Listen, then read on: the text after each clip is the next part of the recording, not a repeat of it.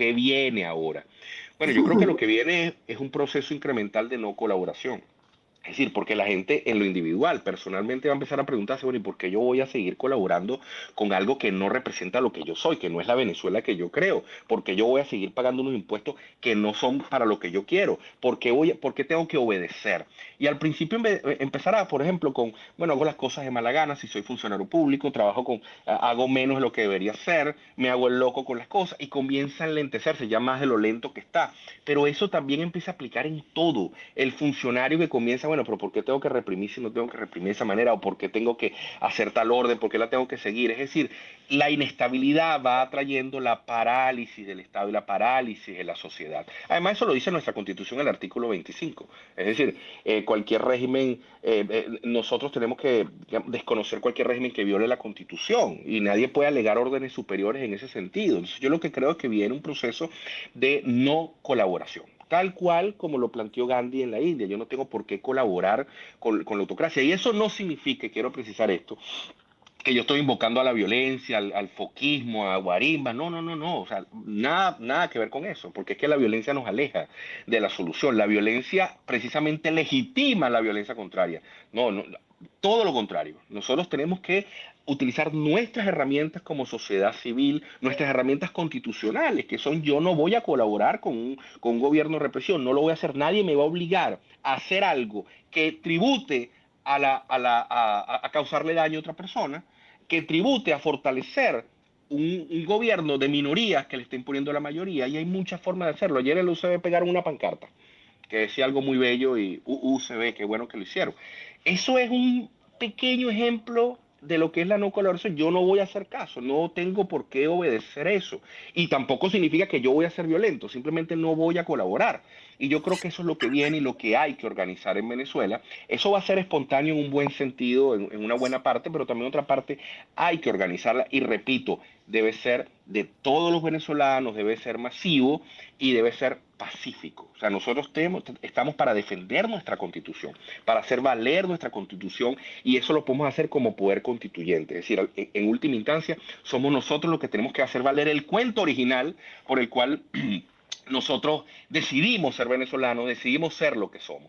Y hay muchas, como decía, muchos ejemplos de luchas pacíficas: Gandhi, Martin Luther King, entre otros. Pero para eso, Luz Meli, hay que enfrentar algo central, que es el miedo. Y yo creo que, digamos, ahí caemos en el tema de fondo un poco que ha venido planteando María Corina.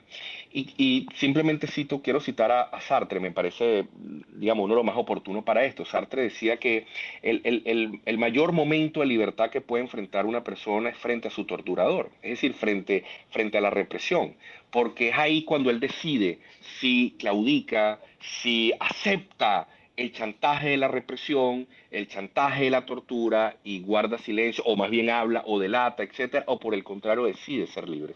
La libertad no es la libertad de lo deseable. Yo coincido con Sartre, es la libertad de lo posible. O sea, ¿cuál libre puedo ser yo en el marco, en el contexto que tengo? Bueno, mi libertad consiste en no colaborar. Gandhi decía en un célebre discurso: bueno, podrán torturarme, golpearme, apresarme, incluso matarme, y en ese caso obtendrá mi cuerpo, pero no van a obtener mi obediencia. Y eso es un tema central. Nosotros no tenemos que meternos en el campo de la violencia, no, para nada. Nosotros tenemos que meternos en el campo de la Constitución y decir: no vamos a obedecer algo que no debemos obedecer, que viola la Constitución, que va en contra, incluso si eres católico, de los preceptos más elementales del cristianismo. Es decir, nosotros tenemos que respetar al prójimo, amar al prójimo, aceptar que existe. El gobierno debe entender finalmente que no es sostenible bajo esta lógica. Necesita reconocer al contrario y respetarlo, porque si no, la inestabilidad va a seguir creciendo y sobre todo va a crecer a lo interno del propio gobierno, en su propio entorno. Yo creo que hoy Maduro corre mucho más peligro por el entorno que por la propia sociedad civil, o lo que puede hacer la sociedad civil en este momento. Luz. Gracias, Sergio. Sé que tenemos así como que la cosa bien corta, pero creo que un punto que es fundamental tiene que ver con estas dinámicas de desobediencia social, desobediencia civil no violenta y espacio de resistencia. Eso, aunque pueda ser orgánico, y de cierta manera fue orgánico cuando la gente salió y atendió un llamado a salir a manifestar reclamando los resultados del 28 de julio, este pasado 9 de enero, pero eso necesita organización también. Y eso necesita encauzamiento político, no hablo partidista, hablo político en el sentido de tener una dimensión política de lo que está ocurriendo para poder trabajar con toda esa energía, con toda esa disposición y con todos esos valores de rechazo a no colaborar, de no colaborar con aquel que le está pidiendo, porque se lo está pidiendo al guardia que detiene a alguien que viole la Constitución, a la policía también, le está pidiendo, está buscando cómplices por todos lados para poder ejecutar una política de terrorismo de Estado. Terrorismo de Estado, por cierto, queridos usuarios, que ha sido calificado así por la Comisión Interamericana de Derechos Humanos. Es decir, ya también en el campo mundial de derechos humanos se entiende que el gobierno de Nicolás Maduro está aplicando esto. Entonces, en resumen, ¿cómo barajar las ideas y para poder articular esa fuerza que sabemos que está allí, pero que necesita un cierto concierto? Yo diría, Luzmeli, que no debemos pretender que desde arriba se tomen todas las decisiones. Tiene que haber, obviamente, una dirección para la línea estratégica, pero debemos darle la libertad a la gente para que sea creativa, que libere, perdón, los poderes creadores del pueblo en términos de creatividad, como yo desobedezco donde estoy. Las personas se van a sentir cómodas desde donde estén, cada quien va a colaborar como puede. Lo importante es que cada quien comience a preguntarse, ¿cómo colaboro yo con este gobierno? O mejor dicho, ¿cómo colaboro yo con la represión? ¿Cómo colaboro yo con que le causen daño al prójimo? Yo que voy a la iglesia, o yo que voy al templo, yo que rezo. Bueno, estoy siendo coherente con lo que yo hablo con Dios, con lo que yo oro en mi cuarto, cuando estoy contribuyendo por omisión, por acción, a que repriman a alguien por sus ideas. Bueno, ¿cómo dejo de hacerlo? Y repito, no es llamado a la violencia, no es llamado a intervenciones extranjeras, mucho menos a sanciones internacionales que terminan pagando todos los venezolanos. Yo no estoy de acuerdo con eso, no creo en eso. Bienvenida a la solidaridad internacional, es necesaria, le agradecemos.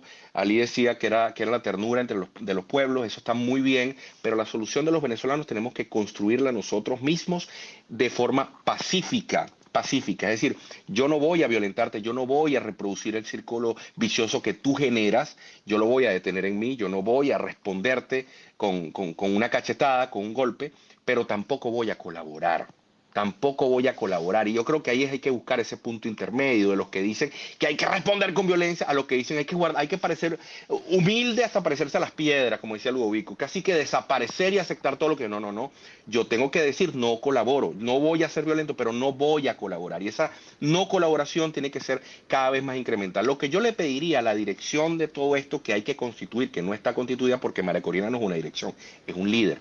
Una dirección tiene que ser realmente colectiva, que enfoque en organizar, en escuchar, en articular, en tributar a la articulación de los sindicatos, de los gremios, de los dirigentes estudiantiles, los dirigentes vecinales. Todo eso hay que articularlo y hay que escucharlo y hay que crear una gran coalición nacional de todos esos sectores. No es lo que diga una persona, porque esto ya superó el liderazgo puntual de una candidatura electoral. Esto es algo esencialmente colectivo y requiere la madurez de todos, cada rincón, en el borrachito de la plaza más pequeña, él tiene que saber cómo él no va a colaborar con esto.